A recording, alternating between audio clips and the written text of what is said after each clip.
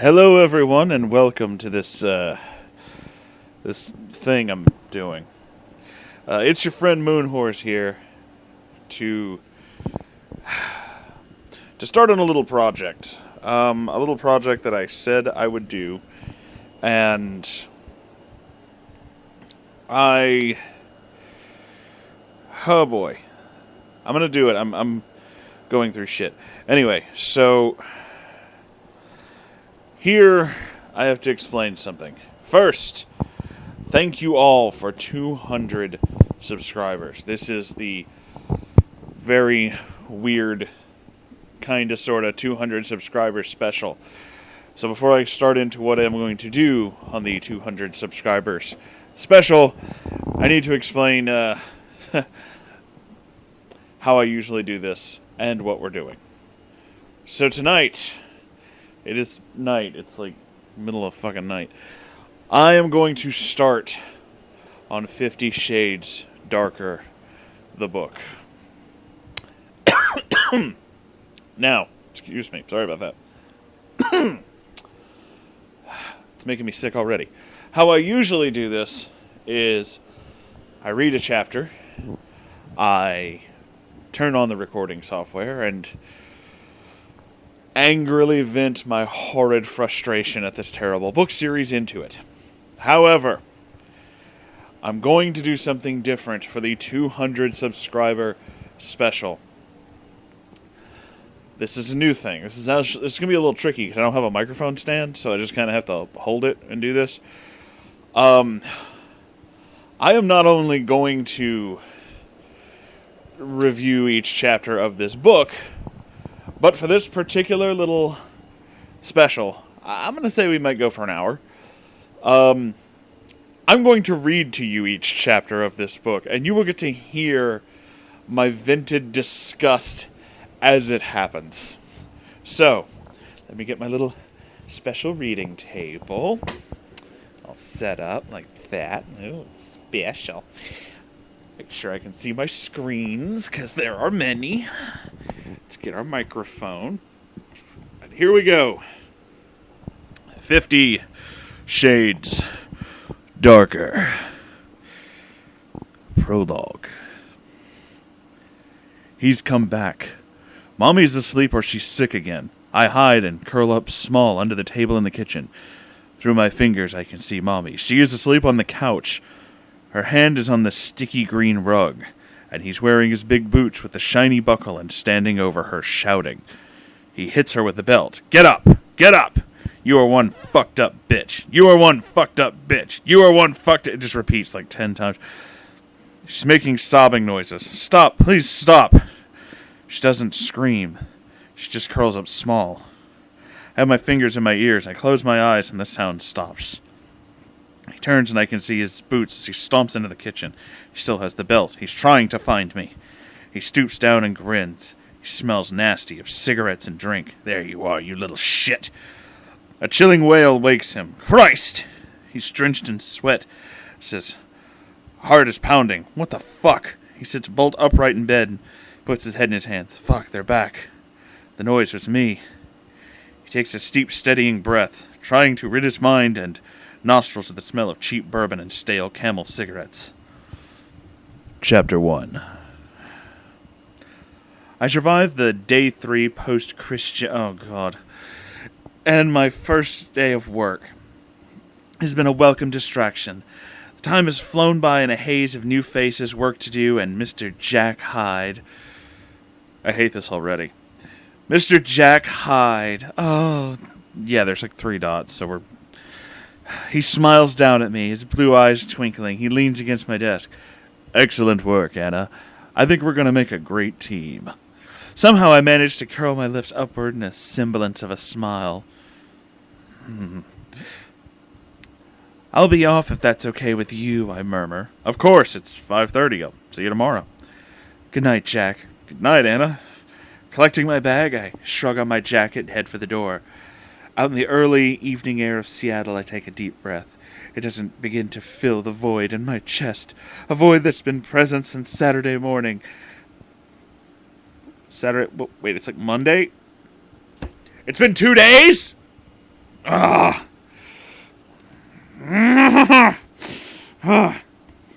Painful, hollow reminder of my lot. I'm losing my sanity. I walk towards the bus stop with my head down, staring at my feet, and contemplating being without my beloved Wanda, my old Beetle, or the Audi. Oh. White people problems. I shut the door on that thought immediately. No, don't think about him. You were thinking about a car. What the of course, I can afford a car. Oh, of course you can. Everybody just has money for a car. It's a nice new car. Yes. I suspect he's been over-generous with his payment, and the thought leaves a bitter taste in my mouth, but I dismiss it and try to keep my mind numb and blank as possible. I can't think about him. I don't want to start crying again. Not out in the street. It's been 2 days.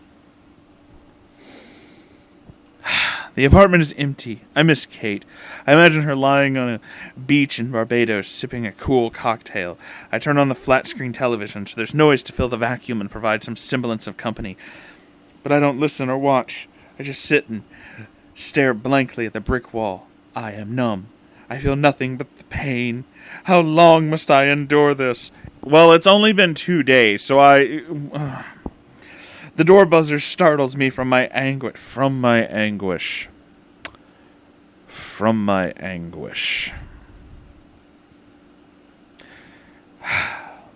My heart skips a beat. Who could that be? I press the intercom. Delivery from Miss Steele. A bored, disembodied voice answers, and disappointment crashes through me. I listlessly make my way downstairs and find a young man noisily chewing gum, holding a large cardboard box, leaning against the front door. I sign for the package and take it upstairs. The box is huge and surprisingly light. Inside are 24 long-stemmed white roses and a card. Congratulations on your first day at work. I hope it went well. And thank you for the glider. That was very thoughtful. It has pride of place on my desk. This, think you mean place of pride? Whatever. I stare at the typed card, the hollow in my chest expanding. No doubt his assistant sent this. Christian probably had very little to do with it. It's too painful to think about. I examine the roses. They are beautiful, and I can't bring myself to throw them in the trash. Dutifully, I make my way into the kitchen to hunt down a vase. Languidly, I continue to read this book. Angrily, I continue to comment about it. Horrifically, it continues to draw in more people. This is how people talk! And so a pattern develops. Wake, work, cry, sleep. Oh my god. Well, try to sleep. I can't even escape him in my dreams. Gray, burning eyes, his lost look, his hair burnished and bright, all to haunt me. And the music, so much music. I can't bear to hear any music. We're not even through the first chapter. I'm careful to avoid it at all costs. Even the jingles and commercials make me shudder. The concept of music makes you think about your... Was he just the most boring person? Well, yes, he was. What the fuck am I saying? I know this story. I've spoken to no one, not even my mother or Ray. I don't have the capacity for idle talk now. No, I want none of it. I do declare, I will become my own island state, a ravaged, war-torn land where nothing grows and the horizons are bleak. Yes, that's me. I can interact impersonally at work, but that's it. If I talk to mother or mom, I know I will break even. I expected mother, and I'll have nothing left to break. Oh! I added the last part. I have to look away from this every time I finish a paragraph because it's filling me with such indignance. I am really angry, and the only thing that keeps going through my head is the phrase "white people problems." I'm finding it difficult to eat. By Wednesday lunchtime, I manage a cup of yogurt. Either one of those would have worked there. And it's the first thing I've eaten since Friday. What? I'm surviving on a newfound tolerance for lattes and Diet Coke. It's the caffeine that keeps me going, but it's making me anxious. Diet Coke doesn't have caffeine in it, though, does it? Why am I questioning this? Let's turn that page. Whatever. Jack has started to hover over me, irritating me, asking me personal questions. What does he want? I'm polite, but I need to keep him at arm's length. He, like every man in this terribly, terribly written little diatribe, wants to fuck you, Anna. He wants to fuck you because that's apparently the only thing that happens with Mary Sue's. They either want to fuck you, kill you, or become you. And that is what terrible writing does. I sit and begin trawling through a pile of correspondence addressed to him, and I'm pleased with the distraction of menial work. My email pings, and I quickly check to see who it's from. Holy shit, an email for Christian. Oh no, not here, not at work. You know, I almost said, how would he know, because it's an email, but then I remembered what book I'm reading. He probably does know, because he's probably outside. Dear Anastasia, forgive this intrusion at work. I fucking knew it. I hope all's going well. Did you get my flowers? I note tomorrow is the gallery opening of your friend's show, and I'm sure you've not had time to purchase a car, and it's a long drive.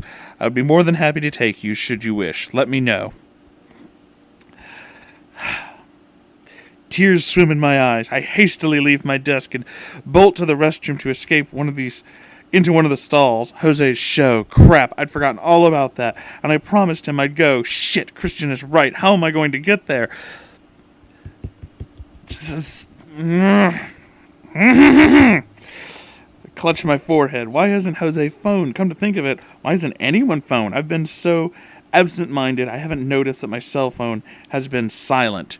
Your phone has been silent for, like, days at a time, and you just never know. Look, I don't know what normal people do, but I tend to notice certain things. I don't know. I kind of figured if nobody spoke to me for several days at a time, something must be up. But, okay. Shit, I'm such an idiot. Understatement of the fucking year. I still have it on divert to the BlackBerry. Holy hell, Christian's been getting my calls, unless he's just thrown the BlackBerry away. How did he get my email address? He's been emailing you non-stop for the... He knows my shoe size. My email address is hardly going to present him with any problems. Can I see him again? Could I bear it? Do I want to see him again? I close my eyes and tilt my head back as grief and longing lace through me. Of course I do. I hate this person. Perhaps I can tell him I've changed my mind. No.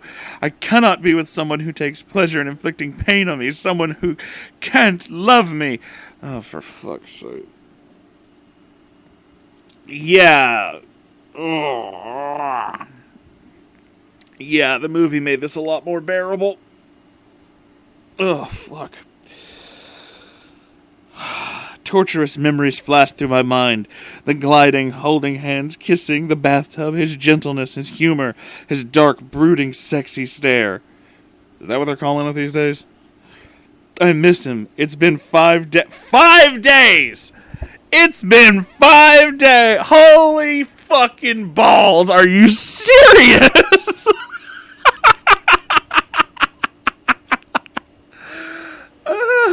Are we positive that E.L. James is not a 16-year-old girl? Are we absolutely positive? Because this is like teenager level shit. It's been like 3 days. It's the worst thing I've ever had to do. Oh, shut your dumb ass up. Oh my god. It's been 5 days. Oh my god. Okay. Completely lost my spot because I was laughing too hard. I gotta find it again. 5 days of agony that has felt like an eternity.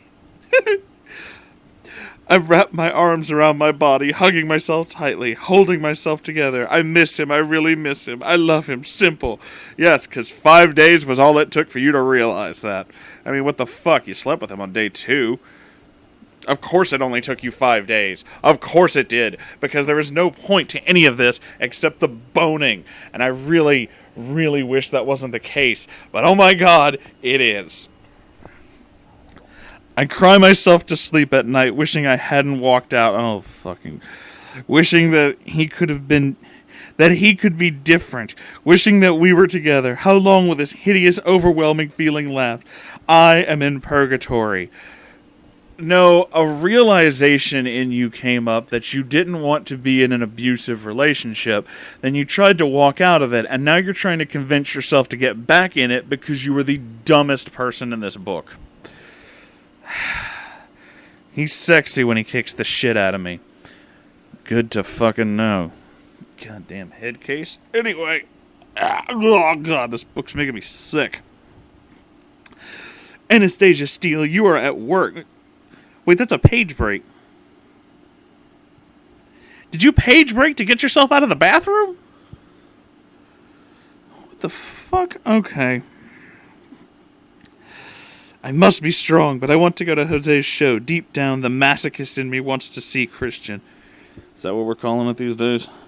Taking a deep breath, I head back to my desk. Hi, Christian. Thank you for the flowers. They are lovely. Yes, I'd appreciate a lift. Thank you. Checking my phone, I find that it's still switched to divert. Is that really a thing? Can you just do that? Divert. Jack is in a meeting, so I quickly call Jose. Hi, Jose, it's Anna. Hey, stranger. His tone is warm and welcoming. It's almost enough to push me over the edge again. Honestly, I forgot that you had friends since they come up so very little. I can't talk long. What time should I be there tomorrow for your show? You're still coming? Of course. I smile my first genuine smile in 5 days. Oh, 5 days.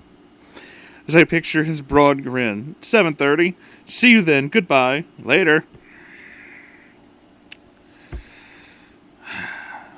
And then they're emailing again. What time shall I collect you? Jose's show starts at 7:30. What time would you suggest? These are 2 sentences I just read. This conversation back and forth. Alright? Alright? I want you to know the formatting of this. Of this terrible, terrible formatting. That was 2/3 of a page.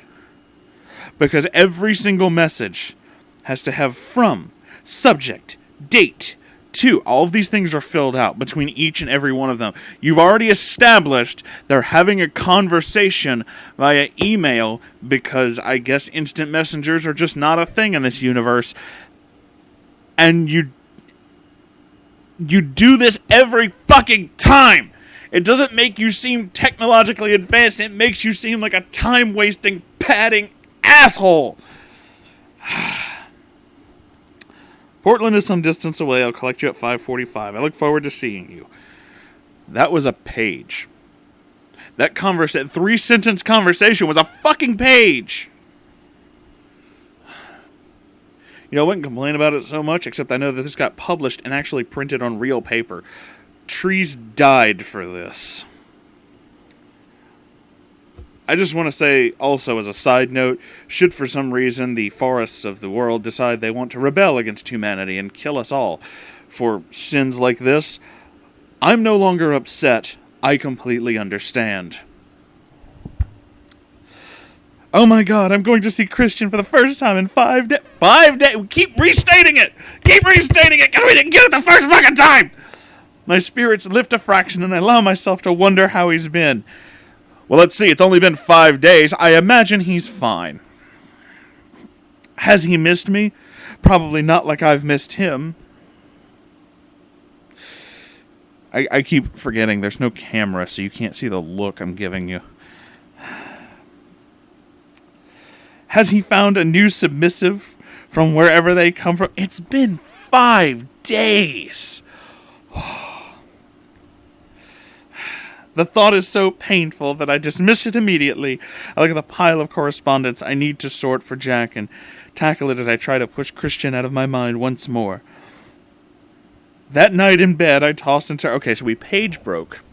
We had to put in like lines for page breaking to show passage of time so that Anna could get out of the fucking bathroom. By the end of a 4-sentence paragraph, to already in bed, not being able to sleep and thinking about this guy, no indication. Who edited this? I toss and turn, trying to sleep. It's the first time in a while I haven't cried myself to sleep. In my mind's eye, I visualized Christian's face the last time I saw him as I left with his apartment. His tortured expression haunts me. Are you sure it wasn't the fact that he beat your ass with a cane? Because that happened too. Oh, but I forgot. Abusive relationships are sexy in this mindset. Ugh! I'm going to vomit up an organ at this rate. I remember he didn't want me to go, which was odd. Really? Why would I stay when things had reached such an impasse? We were each skirting around our own issues. My fear of punishment, his fear of what? Love? We'd already established that you're both into this shit. Just why the fuck? Turning on my side, I hug my pillow, filled with an overwhelming sadness. Oh, 5 days, most drama. He thinks he doesn't deserve to be loved. Why does he feel that way? Is it something to do with his upbringing? His birth mother, the crack whore? Really? You're just going to go right to that? Okay. My thoughts plague me into the early hours until eventually I fall into a fitful, exhausted sleep. This is how people talk. The day drags and It's day now. Still no page break. It's just day. So, thinking about Christian in bed was 2 1/3 of a paragraph. No indication the time has passed. Just did. And we did that again.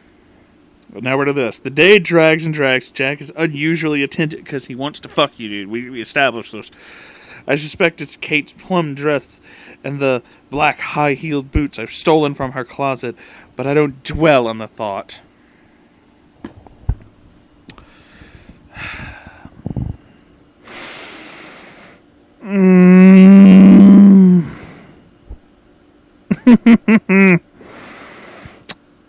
I hate this book. I really do, you guys. I hate this book. I'm every now and then I'm looking up at the spectrograph of where my voice is. I just realized that really angry growl of this is pissing me off, covered like a huge blob. I'm sorry. Oh my god. Here we go. I resolved to go clothes shopping with my first paycheck. The dress is looser on me than it was, but I pretend not to notice. Because you haven't eaten like food in 5 days. Because you're crazy. Finally, it's 5:30 and I collect my jacket and purse, trying to quell my nerves. I'm going to see him! Woo! Ha! You have a date tonight? Jet, I'm intentionally reading all of his lines as if he has no idea what the hell's going on. You have a date tonight? Jack asks as he strolls past my desk on the way out. Yes, no, not really. He cocks an eyebrow at me, interest clearly piqued. Boyfriend? No, a friend, an ex-boyfriend. Maybe tomorrow you'd like to come for a drink after work. You've had a stellar first week, Anna. We should celebrate.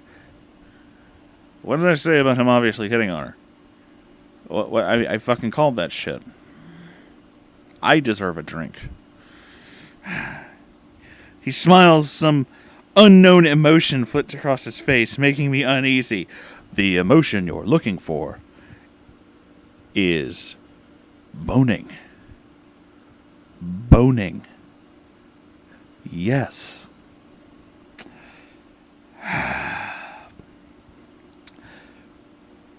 Putting his hands in his pockets, he saunters through the double doors. I frown at his retreating back. Drinks with the boss? Is that a good idea? Not touching that. I shake my head at having evening of Christian Grey to get through first. How am I going to do this? I hurry into the restroom and make last-minute adjustments. In the large mirror on the wall, I take a long, hard look at my face. I am my usual pale self, dark circles around my 2 large eyes. I look gaunt, haunted, and yet every man wants to sleep with me, even though I somehow don't look good. Mary Sue! Nervously, I walk through the foyer. Oh, I missed a whole fucking paragraph. No, I didn't. It's all about how she puts on makeup to make herself look better. Except that she doesn't like how she looks anyway, even with the makeup, because self-deprecation is her only other character arc, aside from want to bang rich hot guy. Because this is a character.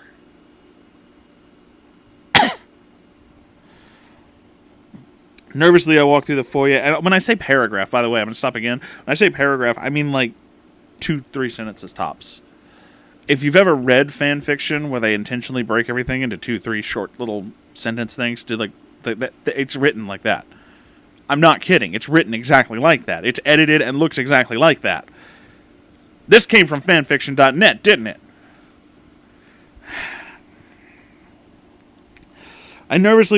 Nervously, I walk through the foyer with a smile and wave to Claire at reception. We will never see her again. I think she and I could become friends, except that we will never see her again. Jack is talking to Elizabeth as I head for the doors. Someone else we'll probably never see again. Smiling broadly, he hurries to open them for me. After you. Thank you. I smile embarrassed. Oh, the men's are so nice. Outside at the curb, Taylor is waiting. He opens the rear door of the car. I glance hesitantly at Jack, who's followed me out. He's looking towards the Audi SUV in dismay. As I said before, pretty sure Audi is the only fancy car company that this person knows. So either that, or she really, really wants one, and is really hoping Audi would read this and be like, she needs cars. Just give her, like all the cars. Just get all of them. We just get like a whole bunch of our really nice sports cars, put them in a big pile, and just there you go. That's negotiation. Negotiation. Bullshit. I turn and climb into the back, and there he sits, Christian Grey, wearing his gray suit, no tie, his white shirt open at the collar, his gray eyes are gray, oh my god.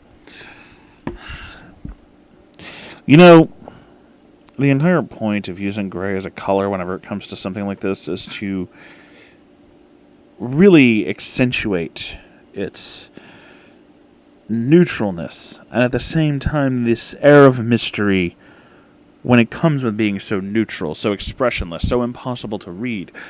But Christian Grey is perfectly suited for this name, because it's not neutralness, it's not mystery.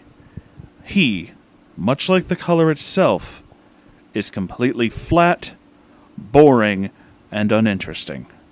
And that is why they are perfect for each other, because she is exactly as flat, boring, and uninteresting. His last name is Grey. Her last name is Steel. And much like a lump of cold metal, she has absolutely no characteristics, because she has never aspired to become anything better than a glorified secretary, from what I can tell. Also, bondage or something. I don't know. This is a really, really terrible book. Please don't read it. My mouth dries. He looks glorious, except he's scowling at me. Oh, no! I didn't add that last part. That's actually written in there. When did you last eat? He snaps as Taylor closes the door behind me. Hello, Christian. Yes, it's nice to see you, too. I don't want your smart mouth now. Answer me. Oh, this doesn't seem abusive at all. This is how normal people talk. Yeah. Oh, shit. That's actually written in there, too. Her, in italics, to symbolize its, inner thoughts, the inside voice, is constantly terrified of him doing shit like this. This isn't maybe like a, what's that word I'm looking for?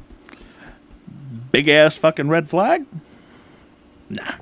Just, no. I had a yogurt at lunchtime and a banana.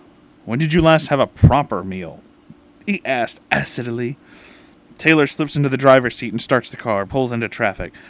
I glance up and Jack is waving to me, though now he can see me through the dark glass. I don't know. I wave back. Jack is probably standing on the corner thinking, shit, I just watched that lady get into a car in an abusive relationship. Do I call the police now, or... Who's that? He snaps. My boss. I peek up at the beautiful man beside me. His mouth is pressed into a hard line.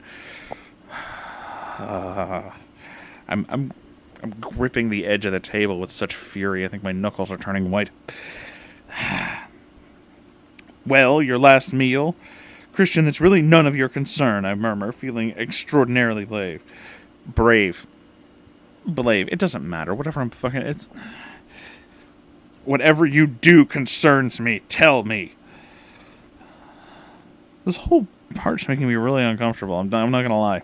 That's why I keep interrupting. No, it doesn't. I groan in frustration. Oh, but she doesn't say that, just thinks it. Rolling my eyes heavenward, and Christian narrows his eyes for the first time in a long time. I want to laugh. I try hard to stifle the giggle that threatens to bubble up. His face softens as I struggle to keep a straight face. A trace of a smile kisses beautifully sculpted lips. Well, he asks, voice softer.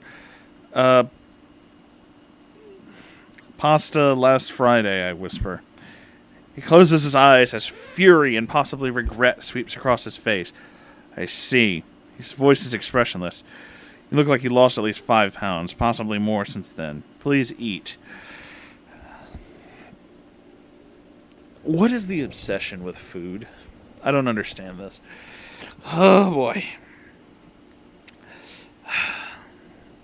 I have to move around, too, because I just realized my fucking computer went into standby again. I should have some way to fix that. I keep forgetting to switch it over. Anyway, continuing. I stare down at the knotted fingers in my lap. Why does he always make me feel like an errant child? Because it's a power trip. He inhales... Nope, I read that wrong. He shifts and turns towards me. How are you? He asks, voice still soft. Well, I'm shit, really. I swallow. If I told you I was fine, I'd be lying. Me too. Oh, here comes the drama. His hand reaches over and clasps mine. I miss you. Oh no, skin against skin. I'm not... That wasn't me being sarcastic. That's actually written in here. I can only imagine if there was a way to make a video out of this. 90% of this video, like actual video of this screen, would be me pointing at shit, being like, I'm not making this fucking shit up. Christian, Anna, please. We need to talk. I'm going to cry. No. Christian, please. I've cried so much. I whisper, trying to keep my emotions in check.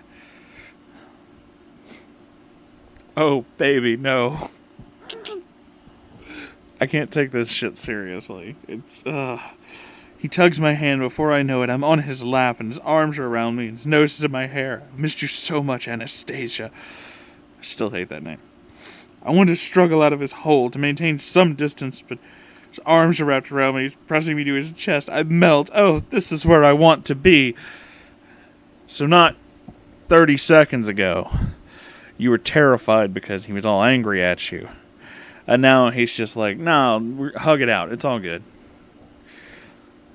You don't see a pattern at all? No? It's just, this is healthy for you? All right.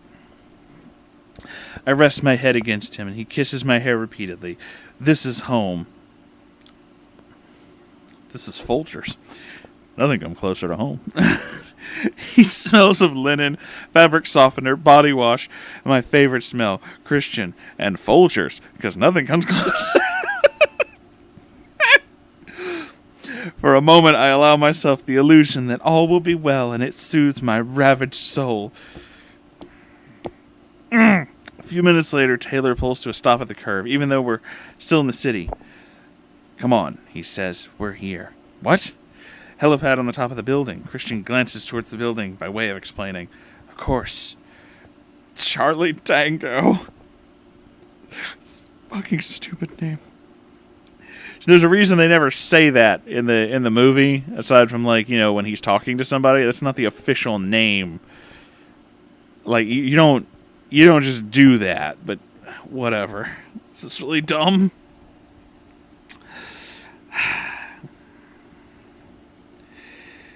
It just means CT, by the way. If you didn't notice, that's all that means. Taylor opens the door and I slide out. He gives me a warm, avuncular smile. Avuncular? Whatever. Smile that makes me feel safe. I smile back. I should give you back your handkerchief. Keep it, Miss Steele, with my best wishes. I flush as Christian comes around in the car and takes my hand. I keep saying Christian, and for some reason I keep wanting to say Chris Chan. This would be a much different story if it was about Chris Chan. I might like it more.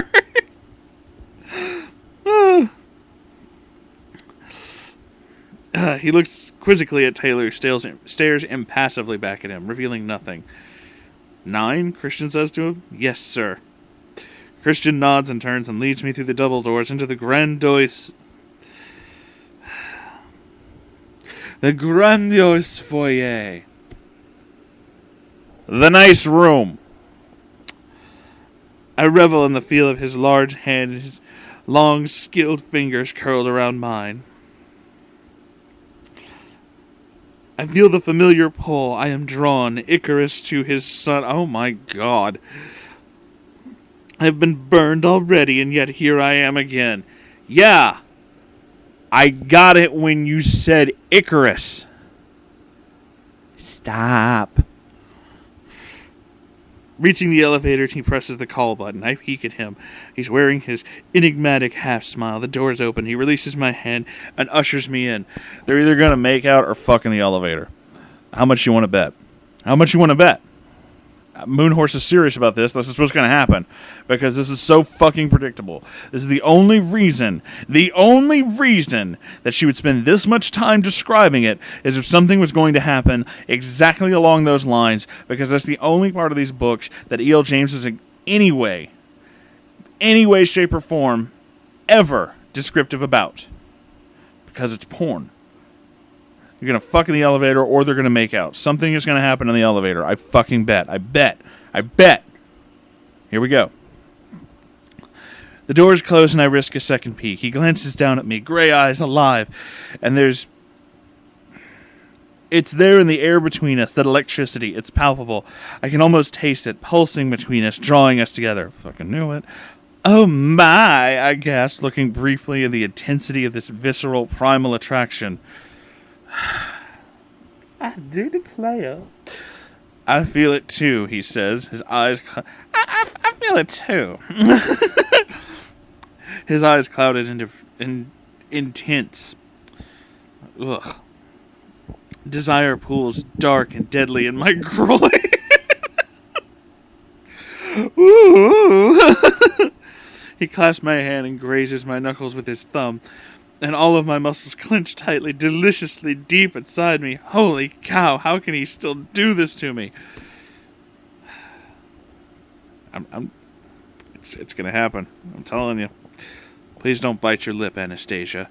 I gaze up at him, releasing my lip. I want him here, now, in the elevator. How could I not? Fucking called it.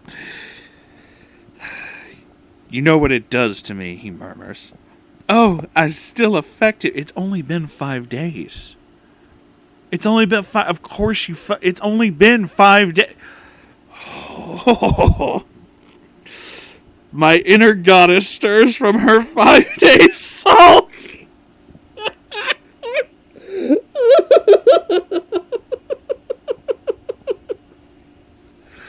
Oh, the inner goddess. Oh, God.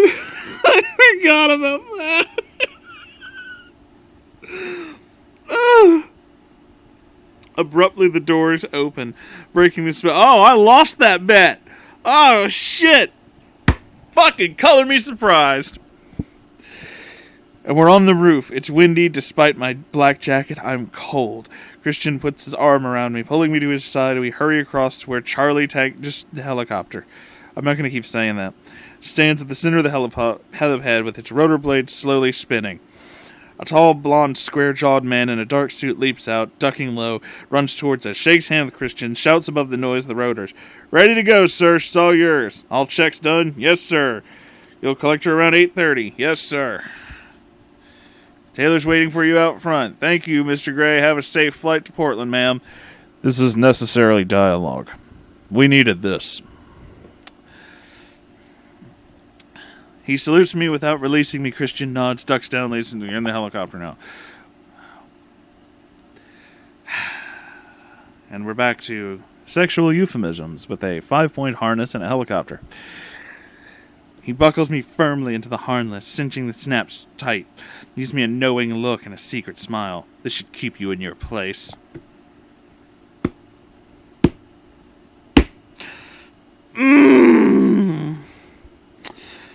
I must say, I do like this harness on you. Don't touch anything.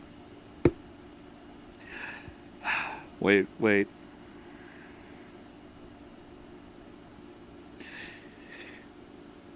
Say it with me. Oh my! Fuck! I flush a deep crimson. He runs an index finger down my cheek before handing me the headphones. "I'd like to touch you too, but you won't let me." I scowl at him. Besides, he's pulled the strap so tight I can barely move.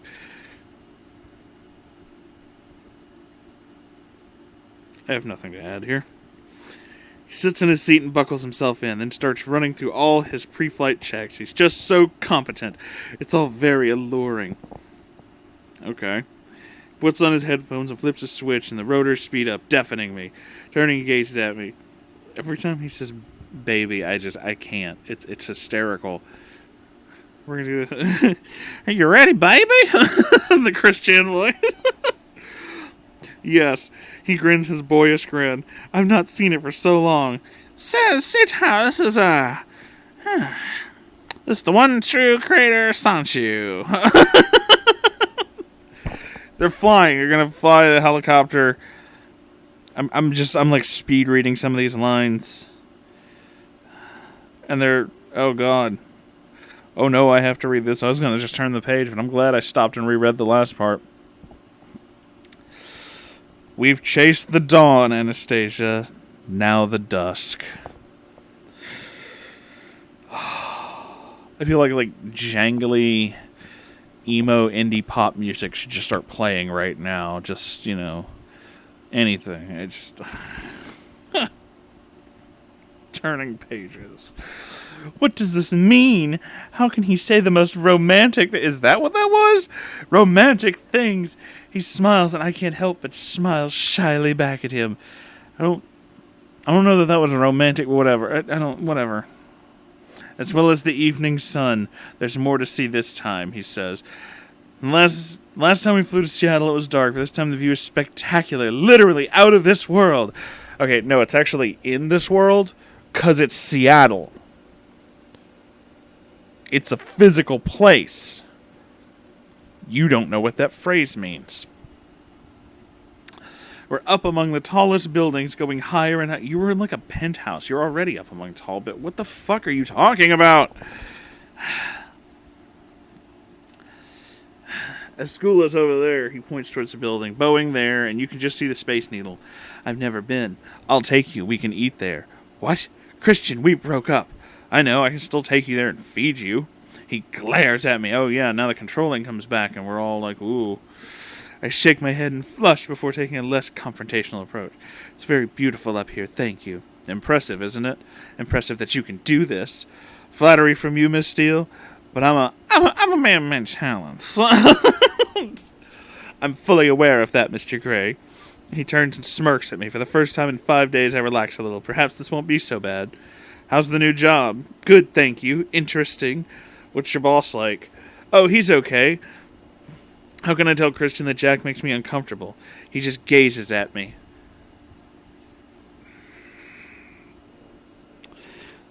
This book goes from like overtly sexual to weirdly boring, like really fast. And it's hard to put into words what that's like. What's wrong, he asked. Aside from the obvious, nothing. The obvious? Oh, Christian, you really are very obtuse sometimes. Obtuse? Me? I'm not sure I appreciate your tone, Miss Steele. Because this is how people talk to each other. Well, don't then. His lips twitched into a smile. I have missed your smart mouth. I gasp and want to shout. I've missed you, all of you, not just your mouth. Oh my... It's been 5 days! I cannot stand it any longer! But I keep quiet and gaze out the glass fishbowl that is the helicopter's windshield as we continue south. The dusk is to our right, the sun low on the horizon, large, blazing, fiery orange. That would be the sun. The sun. Figure 4. The sun. And I am Icarus again, flying far too close. See, that you could have done the first time. I don't know why you felt it was necessary to explain Icarus. Everybody knows this story. Unless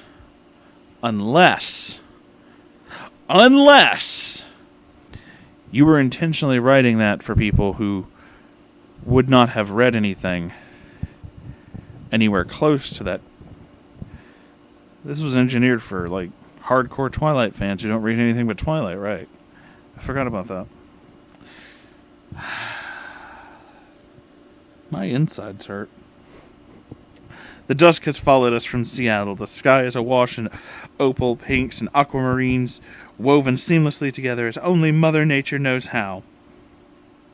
Or sunset. It's a clear, crisp evening, and the lights of Portland twinkle and wink, welcoming us as Christian sets the helicopter down on the helipad. We are on top of the strange brown brick building in Portland we left less than 3 weeks ago. Yeah. It's hardly been any time at all. No kidding. It's hardly been any time at all.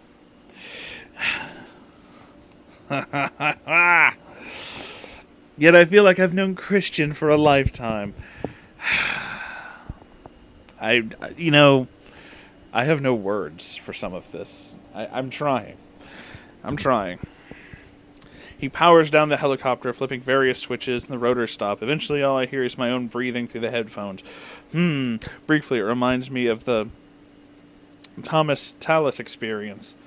I blanch, so I don't want to go there right now. What? Christian unbuckles his harness and leans across to undo mine. Good trip, Miss Steele? Yes, thank you. Well, let's go see the boy.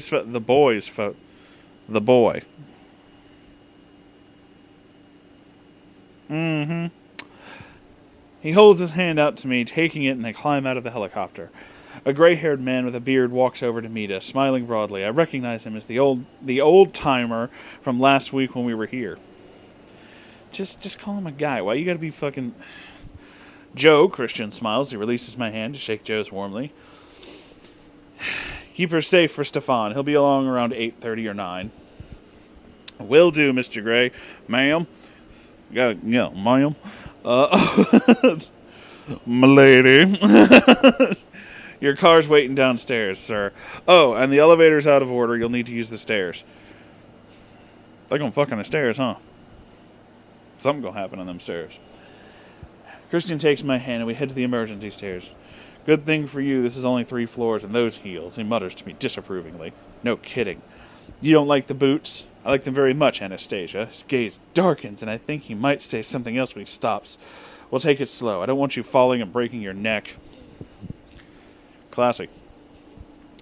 We sit in silence as our driver takes us to the time jump. No page break, just, now there's a driver. I literally thought this was going to be like somebody drives them downstairs. What the fuck? To go to the gallery, the anxiety has returned full force, and I realize that our time in the helicopter has been the eye of the storm. He's quiet and brooding, apprehensive even. Our lighter mood from earlier has dissipated. There's so much I want to say, but this journey is too short. He stares pensively out the window. Jose's just a friend. What? Christian turns and gazes at me. his eyes dark and guarded, giving nothing away. His mouth is distracting and unbidden. I remember it on me everywhere. My skin heats. He shifts in his seat and frowns. Fucking hell. His beautiful eyes look too large in your face. Tell me you'll eat. You know, in another video, at one point, I remarked about negging. That's it. That's it right there. There's a perfect example of it. Compliment with a twist of an insult and then a demand. That's pretty much textbook. And, yes, Christian, I'll eat. I answer automatically, a platitude. And then compromise.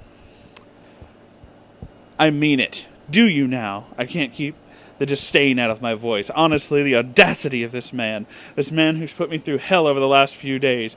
No, that's wrong. I put myself through hell. No, it's him. I shake my head confused. No, it's my fault that he had to do these things. What the actual fuck? I don't want to fight with you, Anastasia. I want you back, and I want you healthy. What? What does that mean? But nothing's changed. You're still 50 Shades. Stop. Let's talk on the way back. We're here. The car pulls up in front of the gallery, and Christian climbs out, leaving me speechless. He opens the door for me, and I clamber out. Why do you do that? My voice is louder than expected. Do what? Say something like that, and then just stop. Anastasia, we're here, where you want to be. Let's do this, and then talk. I don't particularly want a scene in the middle of the street. I flush and glance around. He's right. It's too public. Did you not realize you just got out of a fucking car? Okay. I mutter sulkingly, taking my hand. He leads me into the building. She has to be led everywhere, apparently. Fuck. That was probably more substance than anything I've ever done so far. We're in a converted warehouse. Brick walls, dark floors, white ceilings, and white pipework. It's airy and modern.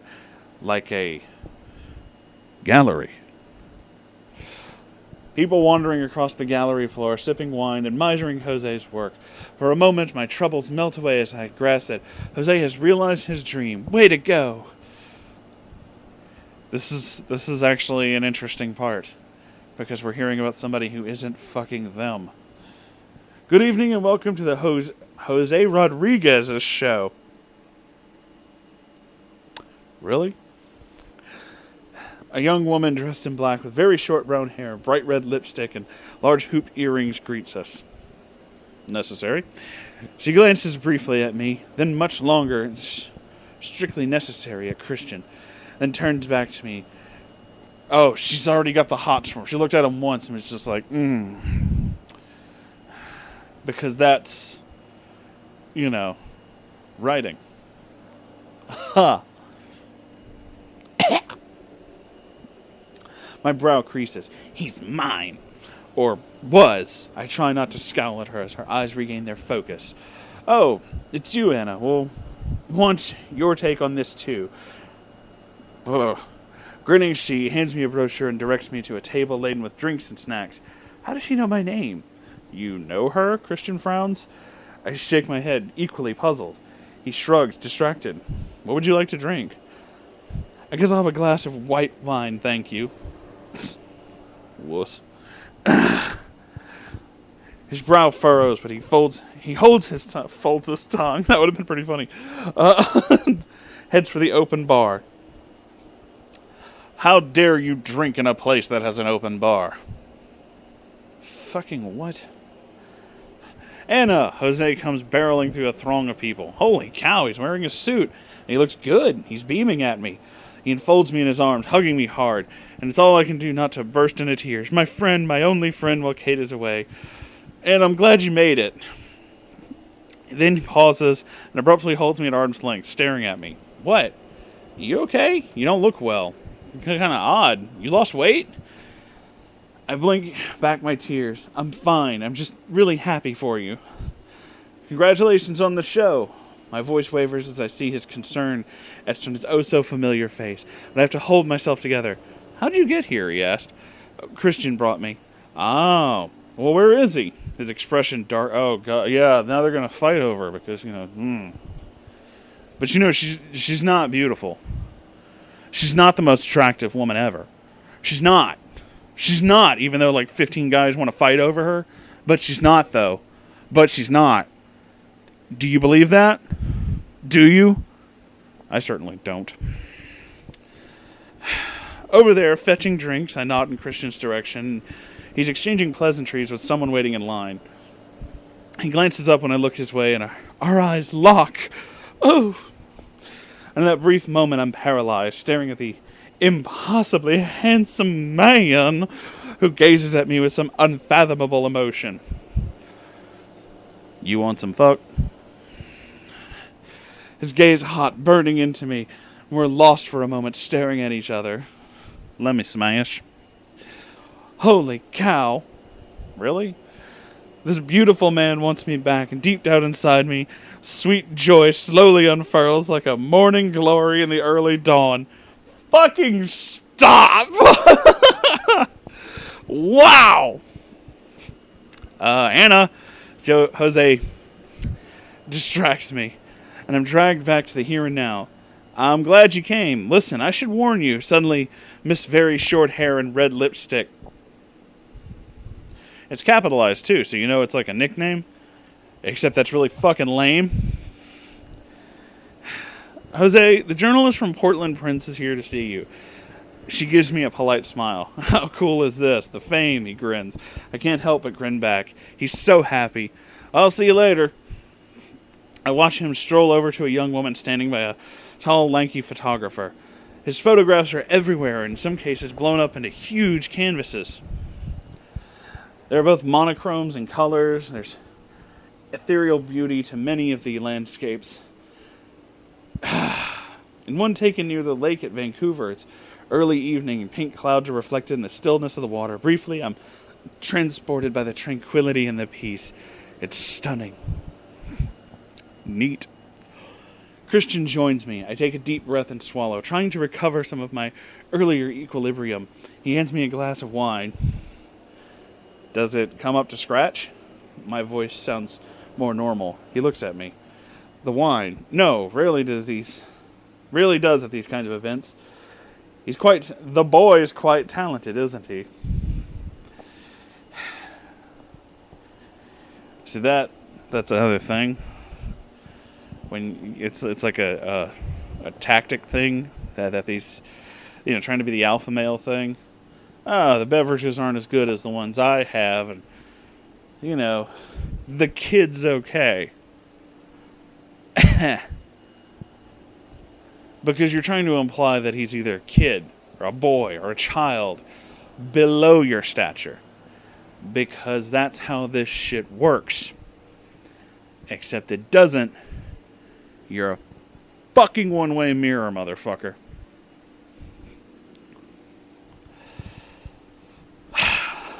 Why else do you think I asked him to take your portrait?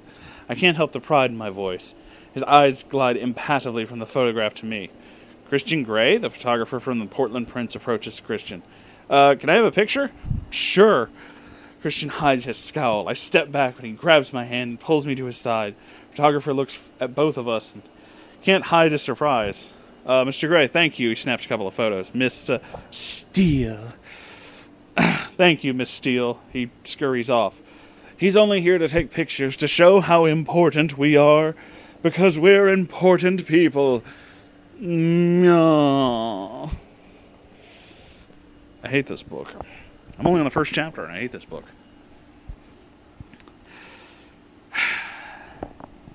I looked for pictures of you with dates on the internet. There aren't any. That's why Kate thought you were gay. Christian's mouth twitches with a smile. That explains your inappropriate question. No, I don't do dates, Anastasia, only with you, but you know that. We all know that. You said that about 30 fucking times in the previous book. So you never took your... I glance around nervously to check so no one can hear us. Subs out? Only the subway. Sometimes, not on dates, shopping, you know. He shrugs, his eyes not leaving mine. Oh, so, just in the playroom, in his red room of pain. Don't call it a playroom. I really cannot stress how much I hate that. I don't know what to feel about that. Just you, Anastasia. Ugh. I blush and stare down at my hands. In his own way, he does care about me. Your friend here seems more of landscapes, not portraits. Let's look around. We wander past a few more prints, and I notice an odd couple staring at me, smiling broadly as if they know me. Must be because I'm with Christian, but one man is blatantly staring. Odd. I turn the corner, and now I can see why I've been getting strange looks. Hanging on the far wall are 7 huge portraits of me! Oh, wow. Surprise! This is fucking lame. I stare blankly at them, stupefied, blood draining from my face, me pouting, laughing, scowling, serious, amused, all in super close-up, all in black and white. Oh, crap, I remember Jose messing with the camera on a couple of occasions when he was visiting, and when I've been out with him as a driver and a photographer's assistant. He took snapshots, or so I thought, not these invasive candids. What? I glance up at Christian, who's staring transfixed at each of the pictures in turn. Seems I'm not the only one, he mutters cryptically, his mouth settling into a hard line. I think he's angry. Oh, no!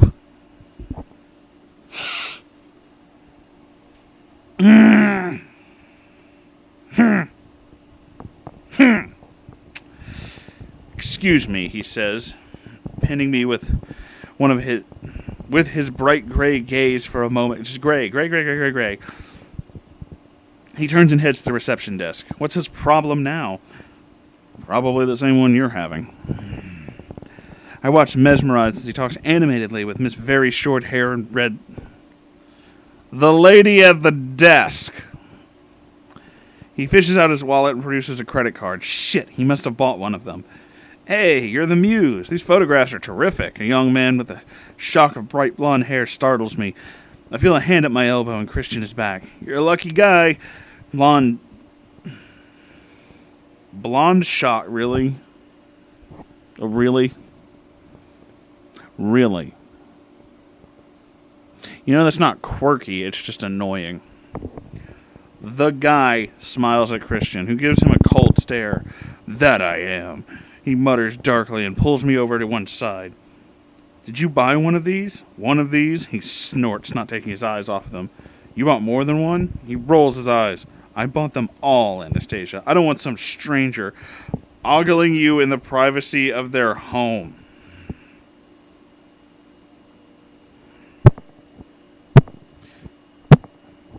The sound you're hearing is the sound of Moonhorse hitting himself in the head with the microphone. What the actual fuck am I reading? My first inclination is to laugh. Yeah, that was mine. You'd rather it was you? He stares down at me, caught off guard by my audacity. Really? I think when he's trying to hide his amusement. Frankly, yes. Pervert. I mouth at him and bite my lower lip, trying to prevent a smile. His mouth drops open, and his amusement is obvious. He strokes his chin thoughtfully. Can't argue with that assessment, Anastasia.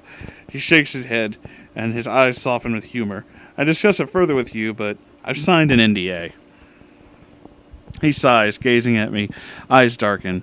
What I'd like to do to your smart mouth. I imagine it's something we're going to hear all about it.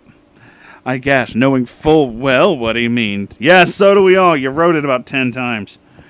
You're very rude. I try to sound shocked and succeed. Does he have no boundaries? Shut the fuck up. He smirks at me, amused, and then frowns.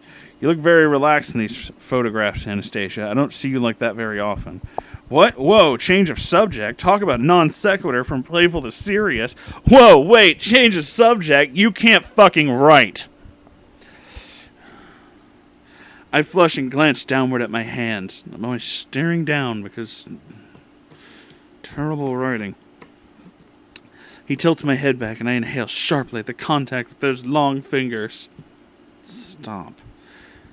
I want you that relaxed with me. That's not creepy at all.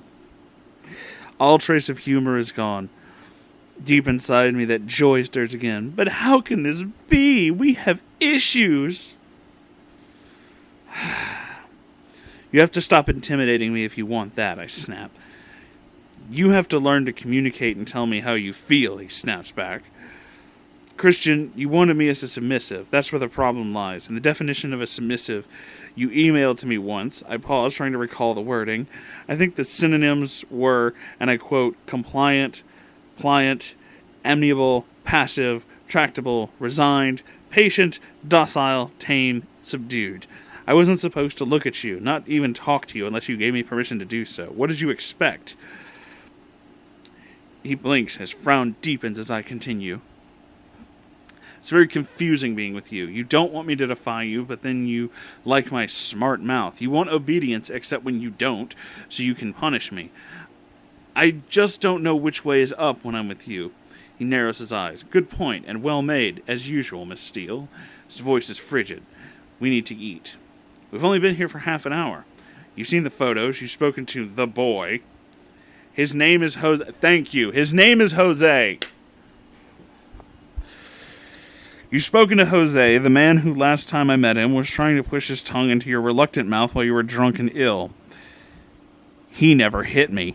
Whoa! Oh! Whoa! Mmm! Mmm! Christian scowls at me, fury emanating from every pore. That's a low blow, Anastasia, he whispers menacingly. But not an incorrect one. But not a wrong one. I flush and Christian runs his hands through his hair. Bristling with barely contained anger, I glare back at him. I'm taking you for something to eat. You're fading away in front of me. Find the boy, say goodbye. Please, can we stay longer? Why do you fold like a fucking chair? Why do you fold like a goddamn card table? No means no. Just say no. Fuck. No, go, now, say goodbye. I glare at him, blood boiling. Mr. Damn Control Freak. Angry is good. Angry is better than tearful. I drag my gaze away from him and scan the room for Jose. He's talking to a group of young women. I stalk off towards him and away from Mr. 50. Just because he's brought me here, I have to do as he says? Who the hell does he think he is? Exactly. The women are hanging on Jose's every word. One of them gasps as I approach, no doubt recognizing me from the portraits. Jose, Anna, excuse me. Jose turns to them and puts his arm around me. On some level, I'm amused. All smooth, impressing everybody. You look angry, he says. I have to go. You just got here. I know, but Christian needs to get back. The pictures are fantastic. You're very talented. It's cool seeing you. He swoops me into a big bear hug, spinning me so I can see Christian across the gallery. He's scowling. How dare you have man friends? I'm the only man. Brr. Ugh. That actually kind of hurt. Ugh. In a very calculating move, I wrap my arms around Jose's neck. I think Christian is going to expire. His glare darkens into something quite sinister, and slowly he makes his way towards us. Thanks for warning about the portraits of me, I mutter. Oh shit, sorry, I should have told you. Did you like them? I don't know, I answer truthfully, momentarily knocked off balance by his question. Well, they're all sold, so somebody likes them. How cool is that? You're a poster girl. He hugs me tighter still. Christian reaches us, glowering at me. Now through. Though fortunately Jose does not see. He releases me. Don't be a stranger, Anna. Oh, Mr. Gray, how's it going? Mr. Rodriguez, very impressive. Christian sounds icily polite. I'm sorry we can't stay longer. We need to head back to Seattle. Anastasia. He subtly stresses we and takes my hand as he does so. Bye, Jose. Congratulations again. And it was on this day that Jose remembered being the last person to see Anastasia Steele alive. true crime mysteries will return after these messages. I give him a quick kiss on the cheek, and before I know it, Christian is dragging me out of the building. I know he's boiling with silent rage, but so am I. You're not allowed to have guy friends, because I'm the man. Fucking hate this shit. He looks quickly up and down the street, then heads left, suddenly sweeps me into a side alley, abruptly pushing me up against a wall. He grabs my face between his hands, forcing me to look up into his ardent, determined eyes. I don't want to go further. I feel like this is about to get really, really rapey. I gasp and his mouth swoops down. He's kissing me violently, briefly, for our teeth clash and his tongue is in my mouth. Yeah, it's gotten really rapey. It's got like super rapey. I'm not okay. I am not okay. Stranger danger! Desire explodes like the 4th of July throughout my body, and I'm kissing him back, matching his fervor, hands knotting in his hair, pulling it hard, and you're getting off on you fucking weirdos.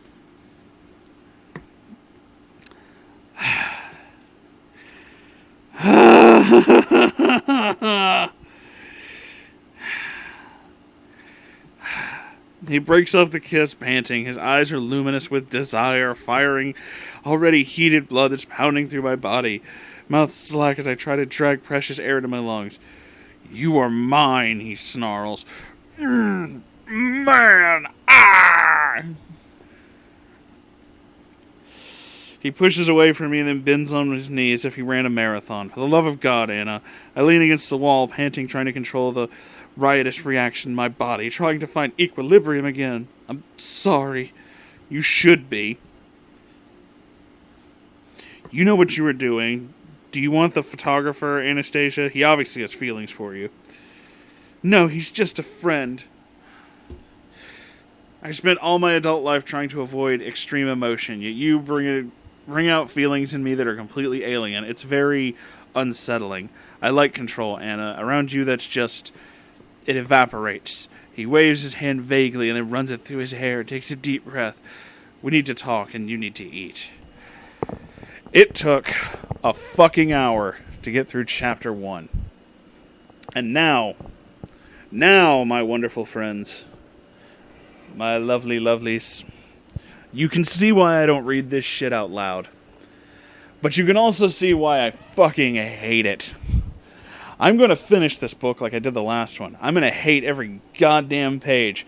But we're going to get through this. I did not expect that we would hear petty narcissism, pointless helicopter rides, overt sexual tension, and then really rapey overtones in the first chapter. In the first fucking chapter. That pretty much sets up everything we need to know about the rest of this book now, don't it? Of all the days I don't have wine, of all the days I forgot to go to the store, it had to be this one. It had to be this one. Well, all I can say is this. I really hope that you guys enjoyed it. I can read this shit because you guys make it bearable.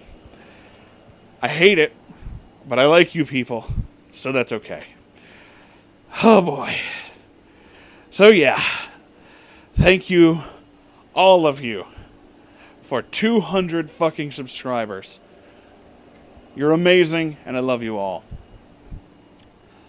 Also, I'm going to go get something to drink, because this book made my throat hurt, and I think I almost threw up once or twice. I'm pretty sure my kidneys are shutting down. Thank you all for watching. If you enjoyed this... Why do you enjoy watching me suffer? I'm kidding. If you enjoyed this, then please like, comment, subscribe. You know, all that shit. I have a Patreon. Donate if you want to. Fucking fuck. This is going to be worse than the last one. I don't think it could get worse than the last one. Okay. I'm going to go now. Goodbye.